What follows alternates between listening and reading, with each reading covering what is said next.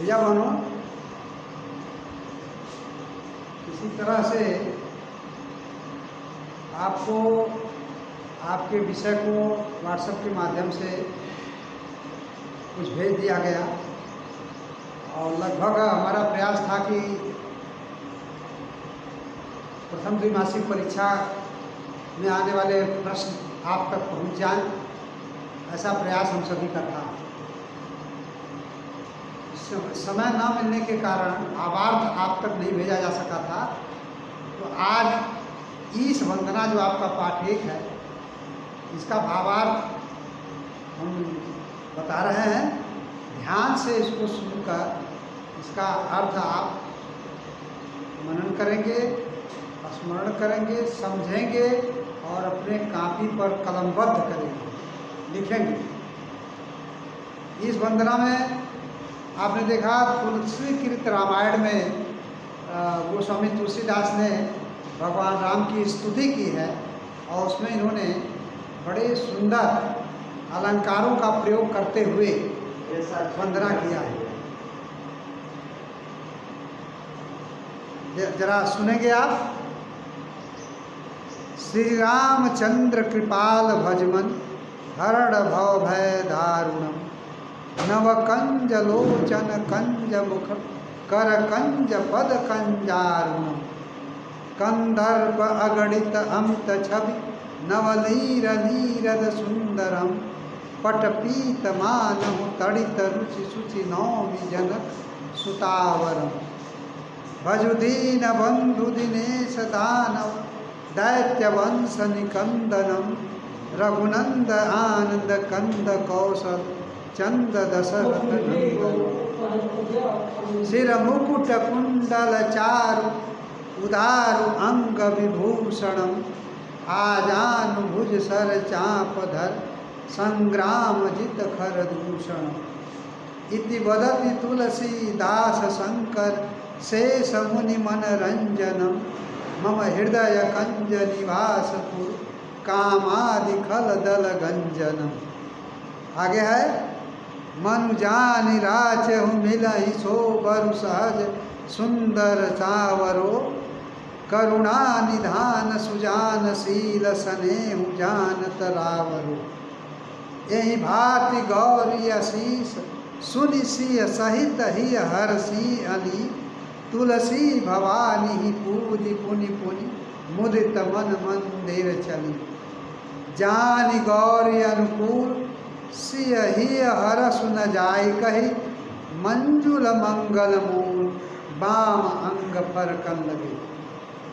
इस तरह उच्चारण करने का हमारा उद्देश्य कि किसी शब्द में यदि आपको समस्या जा रही हो तो मेरे द्वारा इस उच्चारित भाव को, शब्द को शुद्ध रूप से सुनकर उच्चारण करने का प्रयत्न करेंगे। हमारा मानना है कि यदि शब्द का उच्चारण शुद्ध हो जाए तो अर्थ भी जल्दी समझ में आने लगता है। अब जरा एक एक चरण को लेते हुए भावार्थ की तरफ हम जाएंगे। भावार्थ देखेंगे। पहला है श्री रामचंद्र कृपाल भजमन हरण भव भय दारुण। तुलसीदास जी कह रहे हैं, हे मन कृपाल, हे मन कृपाल श्री रामचंद्र जी का भजन कर। यानी रामचंद्र जी को कृपाल की संज्ञा दी, कृपा करने वाले, जिनके अंदर कृपा करने की असीम क्षमता है, ऐसे श्री रामचंद्र जी का भजन कर। और क्या कहा आगे, वे संसार के जन्म मरण रूपी दारू, दारू माने होता है दुख, जन्म मरण दुख माना गया है। जन्म लेते समय भी मानव को दुख होता है और मृत्यु के समय भी दुख होता है, इसलिए इसे दारुण दुख कहा। तो क्या कहा, वे संसार के जन्म मरण रूपी दारुण भय को दूर करने वाले हैं, यानी बहुत बड़े इस दुख को दूर करने वाले हैं। फिर आगे क्या कहा भाई, नवकंज लोचन कंज मुख कर कंज पद कंजारुणम। कहा उनके नेत्र नव विकसित कमल, यानी जो नया नया पंखुड़ी निकलती है कमल के, उसको नव विकसित कहा। कहा कि उनके नेत्र नव विकसित कमल के समान है। मुख, हाथ और चरण भी लाल कमल के समान है, सदृश हैं। फिर आगे क्या कहा, कंदर्प अगणित अमित छवि नवनील नीरद सुंदरम। उनके सौंदर्य की छटा अगणित कामदेव से बढ़कर है, यानी कामदेव को सबसे सुंदर माना गया है। कहीं सुंदरता का जब वर्णन कोई करता है और जब अधिक सुंदर उसे दिखाई देता है तो अंतिम जो उनको सोपान मिलता है वह है कामदेव। कामदेव यानी बहुत सुंदर स्वरूप। तो क्या कहा, उनके सौंदर्य की छटा अगणित कामदेवों से बढ़कर है। उनके शरीर का नवीन नील सजल मेघ के जैसा सुंदर वर्ण है। उनका शरीर नवीन नील सजल मेघ, नीले रंग का मेघ, और सजल माने जल से भरा हुआ। नवनील नीरद सुंदरम, यानी नीले सजल मेघ के समान सुंदर वर्ण है।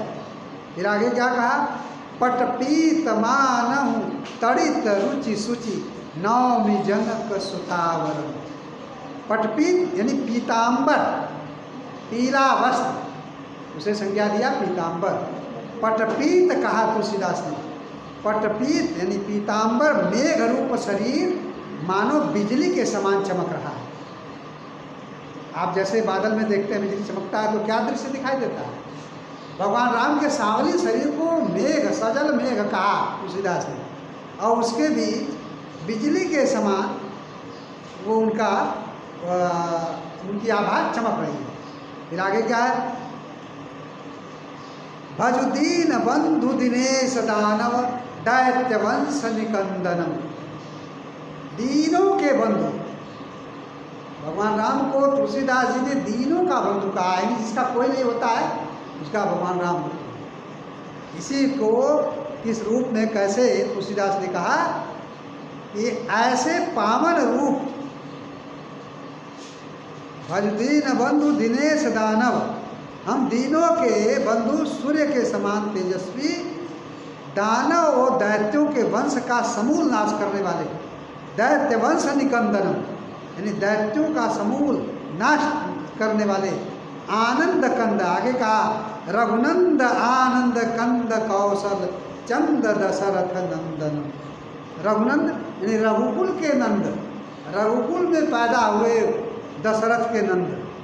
कहा ऐसे दीन बंधु सूर्य के समान तेजस्वी, दानव व दैत्यों के वंश का समूल नाश करने वाले, आनंद कंद कौशल देव रूपी आकाश में निर्मल चंद्रमा के समान दशरथ नंदन श्री राम का भजन कर।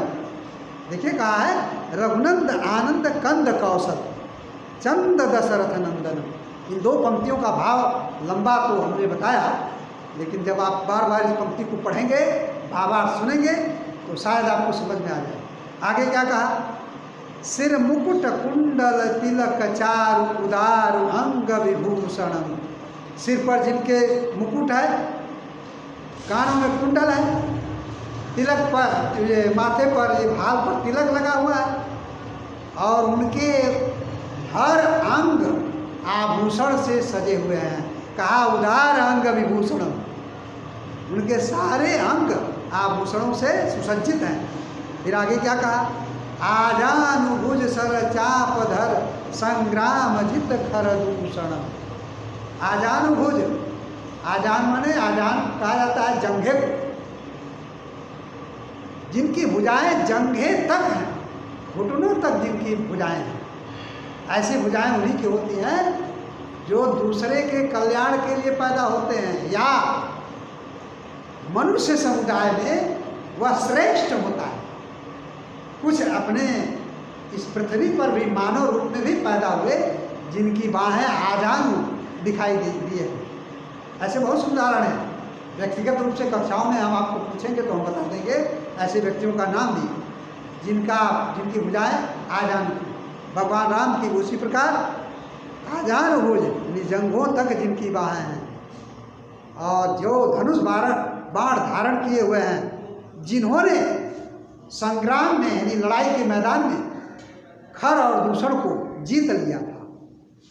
आगे क्या कहा, इति वदति तुलसीदास शंकर शेष मुनि मनरंजनम। ऐसा तुलसीदास जी कहते हैं कि शंकर शेषनाग और मुनियों के मन को प्रसन्न करने वाले हैं। मुनि मनरंजनम, उनका मनोविनोद आनंद देने वाले, प्रसन्न करने वाले हैं। फिर क्या कहा आगे, मम हृदय कंजु निवास कुरु कामादि खल दल गंजनम। और कहा वे रघुनाथ मेरे हृदय कमल में, क्या कहा, वे रघुनाथ, कौन से रघुनाथ, जो भगवान शंकर शेषनाग और मुनियों के मन को प्रसन्न करने वाले हैं, ऐसे रघुनाथ मेरे हृदय रूपी कमल में निवास करें। कामादि खल दल गंजनम, और अनेक प्रकार के जो दुर्गुण हमारे अंदर हैं उसका विनाश करने वाले, विनाश कर दें। आगे क्या कहा, मनुजान राचहु मिले मिले, मन जाहि राचहु मिलहि सो बरु सहज सुंदर सावरु।